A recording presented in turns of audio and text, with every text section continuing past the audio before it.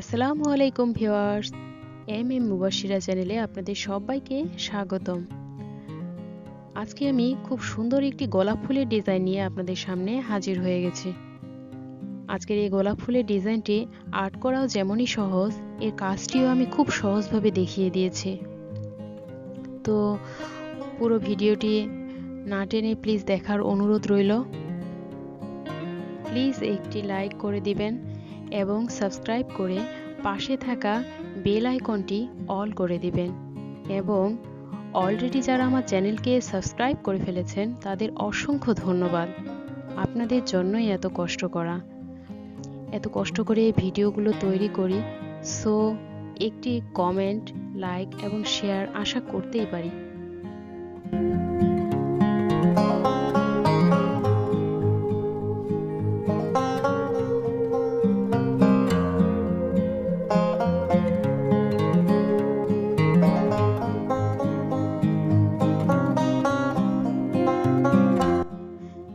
তো ফুলের কাজটি শুরু করার জন্য আমি প্রথমে ব্যাক স্টিচ দিয়ে নিলাম এবং এরপরে আমি নেট সেলাই দেব। নেট সেলাইটি খুবই সহজ এবং খুব সহজেই এই সেলাইটি ভরাট হয়ে যায়। সো একটু ভালো করে দেখলেই বুঝতে পাবেন আমি মাঝখানটায় একটু দূরত্ব রেখে এক একটি বক্সের মতো করে নিচ্ছি। একটির পর একটি বক্স তৈরি হওয়ার পরে এটি দেখতে ঠিক নেটের মতো লাগবে। আশা করি পুরো ভিডিওটি আপনারা না টেনে দেখবেন, এবং যদি না টেনে দেখেন তাহলে খুব সহজেই কিন্তু সেলাইটি শিখে নিতে পারবেন। তো আমি প্রথমে সাইডগুলো করে নিচ্ছি। একটু ভালো করে খেয়াল করলেই বুঝতে পারবেন যে আমি কিভাবে সেলাইটি করছি, এবং ঠিক এইভাবেই আমি চারপাশটি করে নেওয়ার পরে পুরো পাপড়িটি করে নেব।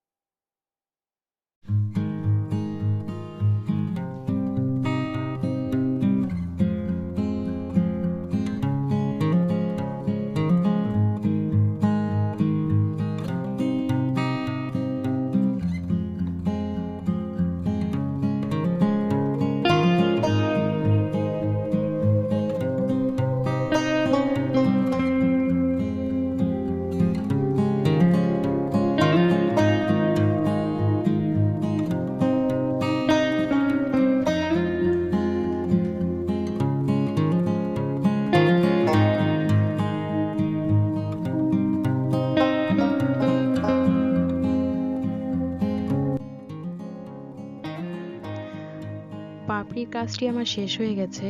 পাপড়ির কাজগুলো শেষ হওয়ার পরে আমি এবার পাতার কাজ করে নেব। তো পাতার কাজ করার জন্য আমি ভরাট সেলাই দিয়ে এক একটি পাতা করে নিচ্ছি।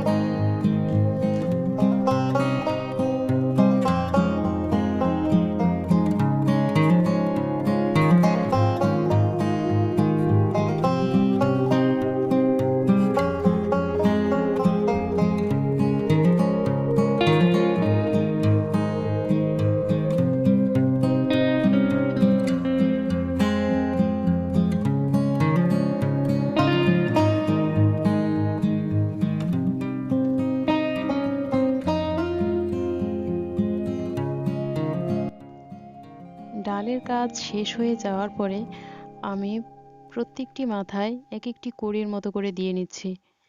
এটিকে গিট সেলাই বলা হয়। এই গিট সেলাইটি দেওয়ার পরে আমার ফুলটিতে খুব সুন্দর গর্জিয়াস একটি লুক এসেছে।